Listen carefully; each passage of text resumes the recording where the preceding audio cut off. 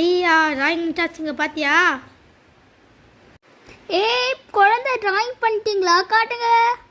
ஆமாம்மா. ஆமா பாப்பா, இதெல்லாம் யார் யாரு?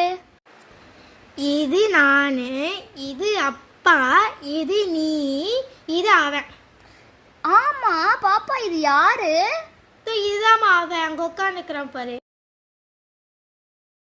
எப்பா கோயிலில் சரியான கூட்டம். என்னாடே அதிசயமாக கோயிலுக்கெல்லாம் போயிட்டு வர, பிள்ளைய யார் பார்த்துப்பா?